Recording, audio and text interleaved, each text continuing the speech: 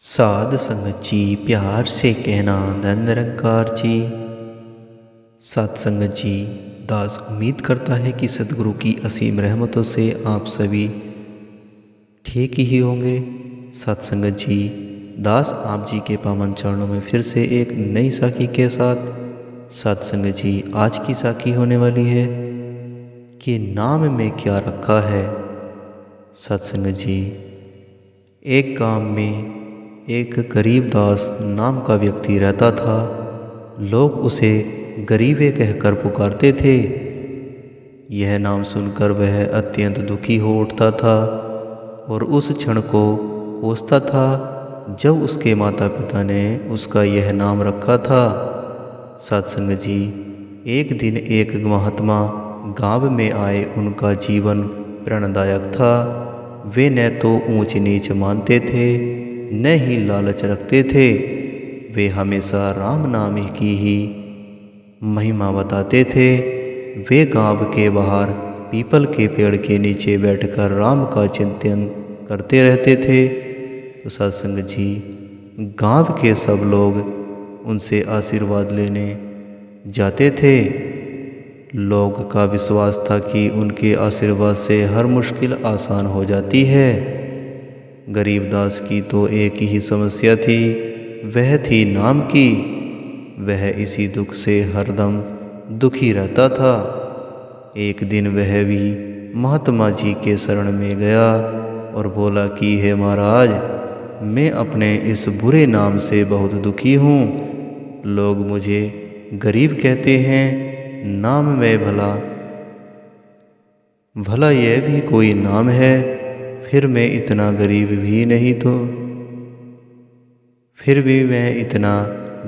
भी तो नहीं हूँ। महात्मा बोले, अरे भाई, नाम से क्या होता है? असली महत्व तो काम का है। काम से ही नाम सार्थक होता है। अच्छा तो यही है कि तुम नाम की चिंता मत करो और राम की याद करते हुए अपना जीवन गुजारो। सत्संग जी, गरीबदास का कुछ न कह सका और वापस अपने घर चला गया। परंतु उसकी उलझन सुलझ न पाई। वह इसी उधेड़बुन में ही लगा रहा कि अपने इस बुरे नाम से कैसे छुटकारा पाऊं। एक दिन उसे किसी काम से गांव में जाना पड़ा। वह जैसे ही गांव में घुसा, सामने से एक मुर्दा आता दिखाई दिया। कई लोग उसके पीछे थे। पूछने पर पता चला कि उस गांव के चौधरी अमर सिंह का देहांत हो गया था।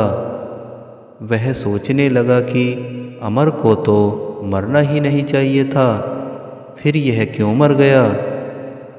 अभी वह सोच ही रहा था कि सामने खेत में एक आदमी घास खोदता दिखाई दिया। सत्संग जी, उसने उसे नमस्ते की। गरीबदास ने उससे बातचीत की। गरीबदास ने उससे भी नाम के बारे में ही बातचीत की। सत्संग जी, वह बोला, अजी नाम से क्या होता है? देखिए, मेरा नाम धनी राम है, पर मेरे पास एक भी पैसा नहीं है। आपके सामने घास खोद रहा हूँ। हमारे गांव में एक खेत सिंह है, पर उसके पास खेत की तो बात ही छोड़िए, एक क्यारी तक नहीं है।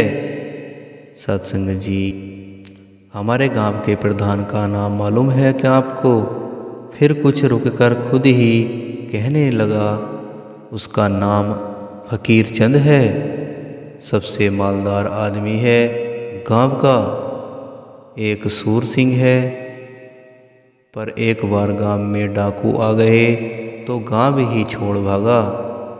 जबकि और लोगों ने खूब डटकर डाकुओं का मुकाबला किया और उन्हें भगाकर ही छोड़ा, पर सूर सिंह तो बीच लड़ाई से ही भाग गया। अजी किस नाम बताऊं? संतराम नाम का एक बदमाश है, सूदखोर है, ढंग है। खैर छोड़िए, नाम से कुछ नहीं होता।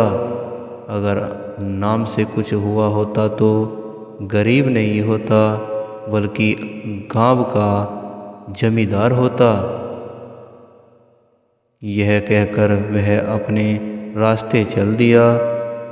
आँख के अंधे नाम नैन सुख कहकर गरीबदास भी आगे बढ़ गया।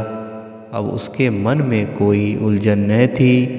उसे महात्मा ही कही बात पर पूरा विश्वास हो गया था। सत्संग जी, प्यार और सत्कार से कहना, धन निरंकार जी।